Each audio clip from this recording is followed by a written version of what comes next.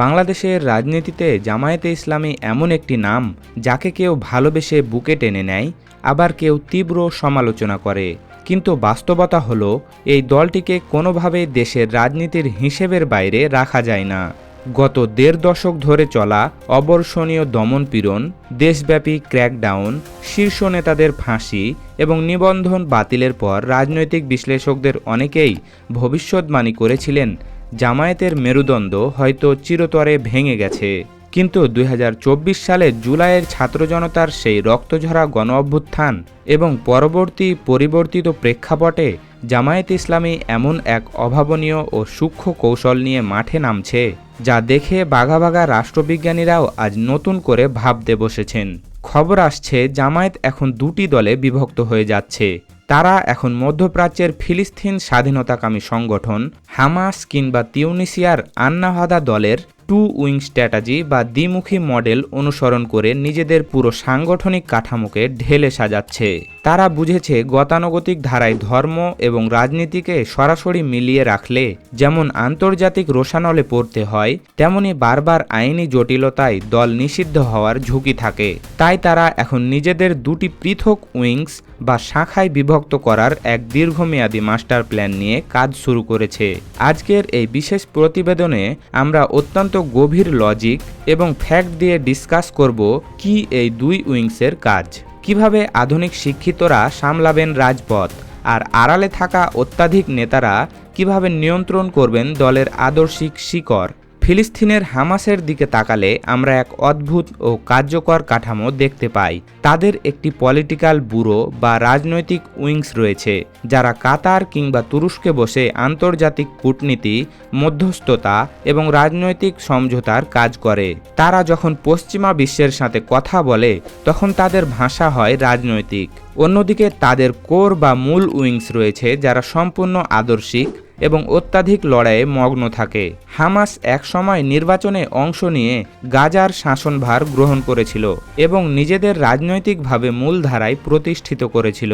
ঠিক একই মডেলে বাংলাদেশ জামায়াতে ইসলামীও নিজেদের রাজনৈতিক মূলধারায় বা মেইন স্ট্রিমে শতভাগ প্রতিষ্ঠিত করতে চাইছে। তারা বুঝেছে যে বাংলাদেশের মতো বৈচিত্র্যময় এবং তরুণ প্রজন্মের দেশে শুধু কঠোর ধর্মীয় স্লোগান দিয়ে দীর্ঘমেয়াদ রাষ্ট্র পরিচালনা করা সম্ভব নয়।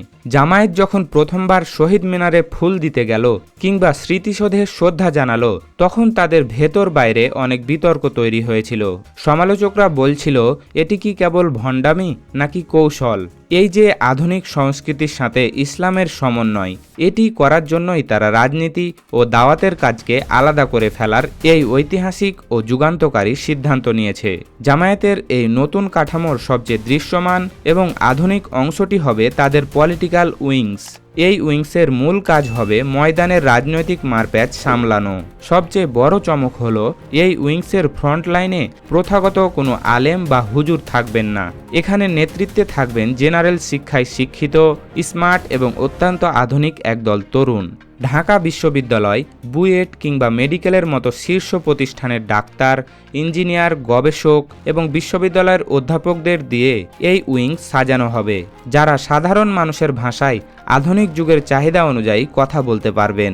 ইসলামিক ফিকহ বা আইনশাস্ত্রে দুটি অত্যন্ত গুরুত্বপূর্ণ শব্দ আছে, মুবাহা যা নিষিদ্ধ নয় তথা বৈধ, এবং রুখসত বিশেষ পরিস্থিতিতে কৌশলগত নমনীয়তা। রাজনৈতিক উইংসটি হবে এই রুখসত নীতির জীবন্ত উদাহরণ। তারা সেকুলার দলগুলোর সাথে নির্দ্বিধায় জোট করবে, পহেলা বৈশাখ বা জাতীয় দিবসে নমনীয় অবস্থান নেবে, মিডিয়াতে লজিক্যাল ও স্মার্টলি ডিবেট করবে এবং বিদেশি কূটনীতিকদের সাথে ডিল করবে।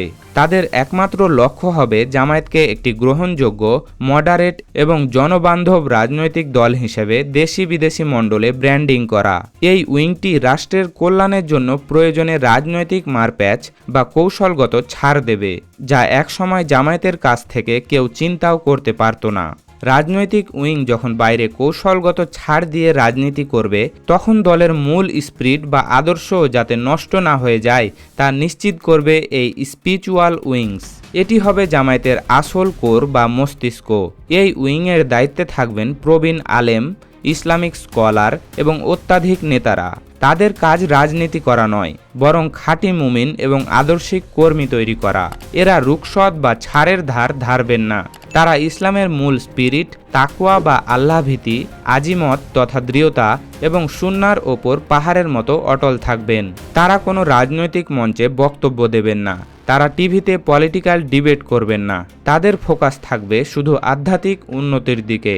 সবচেয়ে স্ট্র্যাটেজিক কাজ হলো এই উইংটি গোপনে বৈশ্বিক ইসলামিক মুভমেন্ট বা আন্তর্জাতিক ইসলামিক স্কলারদের নেটওয়ার্কের সাথে আদর্শিক যোগাযোগ রক্ষা করবে। তারা সারা দেশে শুধুমাত্র দাওয়াতি কাজ করবে এবং রাজনৈতিক উইংয়ের জন্য একটি শক্তিশালী, আদর্শিক এবং অনুগত ভোট ব্যাংক সাপ্লাই দেবে।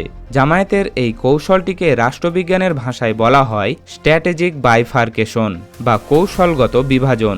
এর সুবিধাগুলো অত্যন্ত সুদূর প্রসারী।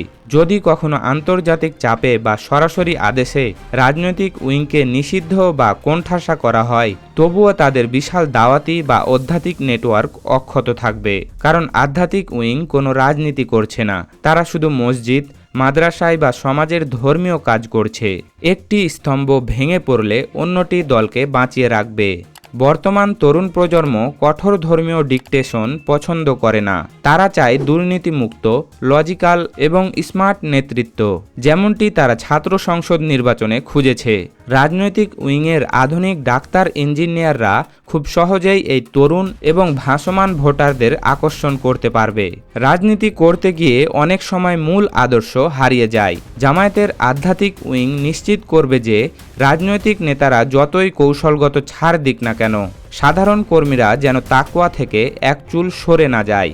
যদি রাজনৈতিক নেতারা ভুল পথে পা বাড়ান, তবে এই আধ্যাত্মিক উইং তাদের জবাবদিহিতার আওতায় আনবে।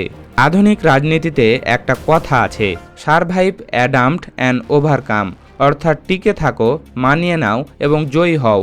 বাংলাদেশ জামায়াতে ইসলামী বর্তমানে ঠিক এই থিওরিটি অ্যাপ্লাই করছে। একদিকে আধুনিক শিক্ষিতদের দিয়ে রাষ্ট্রের কলকবজা নিয়ন্ত্রণ করার চেষ্টা, অন্যদিকে আধ্যাত্মিক নেতাদের দিয়ে কর্মীদের মনস্তত্ত্ব নিয়ন্ত্রণ। হামাস যেমন নির্বাচন করে আজ গ্লোবাল জিওপলিটিক্সের একটি অবিচ্ছেদ্য অংশে পরিণত হয়েছে, জামায়াতও চাচ্ছে এই ডুয়েল স্ট্র্যাটেজির মাধ্যমে নিজেদের বাংলাদেশের রাজনীতিতে অপরিহার্য করে তুলতে। তাদের লক্ষ্য আগামী নির্বাচন। তারা চায় এমন এক রাজনৈতিক এবং আধ্যাত্মিক ভারসাম্য তৈরি করতে, যার মাধ্যমে তারা ক্ষমতায় এলে যাতে তাদের মূল লক্ষ্য থেকে বিচ্যুত না হয়। রাজনৈতিক ব্যক্তিরা ময়দানে নিখুঁত রাজনৈতিক দাবার চাল খেলবেন, অপরদিকে লোকচক্ষুর আড়ালে থাকা আধ্যাত্মিক নেতারা তৈরি করবেন এমন এক বিশাল জনশক্তি, যারা শুধু নেতার নির্দেশ আর দাওয়াতি কাজ বুঝবেন।